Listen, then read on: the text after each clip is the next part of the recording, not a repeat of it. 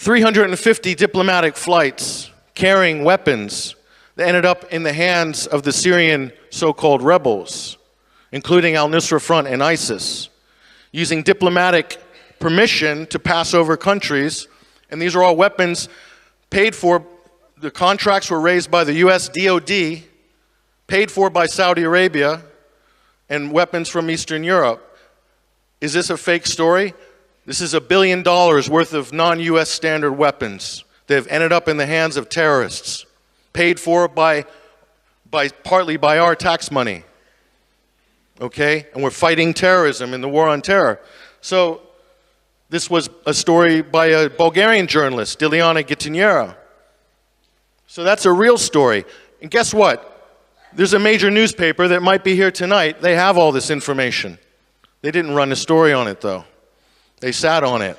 They've spiked it. Who knows? It's not sexy enough. Do you think this is a sexy story? It should be. But it's not, apparently. So how do we know? Well, there's an ISIS video. There's the RPG, the rocket-propelled grenade, 44 millimeter, in the hands of ISIS. We trace it back. There's the shipment. The journalist found this in East Aleppo and matched it to the flight manifests. All the contents of all these flights. Germany's involved, Sweden's involved, Bulgaria's involved, EU countries are involved. It's all here. Is there anybody from the mainstream media, a major paper here tonight? Anybody? Anyone? Don't be shy. If you want, I will give you these documents right now. If you want them, under one condition.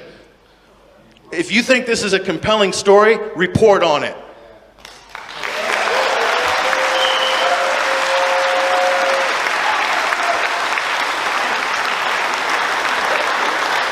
I'll hand this to you right now.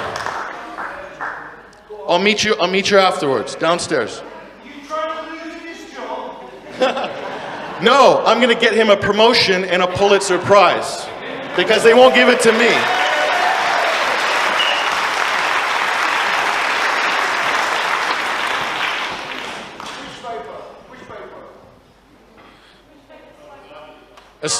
Soon to be a great newspaper because of men like that, I hope.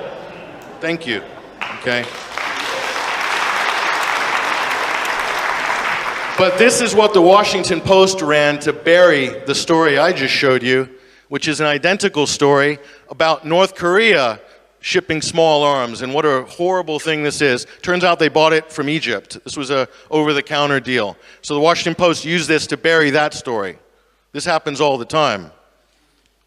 Okay? So this is what we study, this is what we do, and the reason we do it is to try to make people more informed. We don't have a big budget.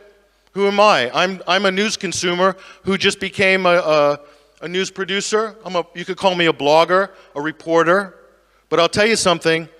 I've been to some of these places. I've seen the effects of foreign policy driven by disinformation.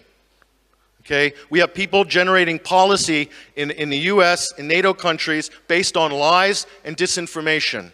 Okay? And it filters through academia, through society. Lies, absolute, pure, fabricated lies, in order to launch whatever intervention or responsibility to protect or whatever the international norm is of the day. Okay? And you have to look back at these things and take them seriously. We have to get to a point where we see that this is important, that this is, it's urgent. Okay? We need to see the urgency of these issues. And we need to know that war is not inevitable.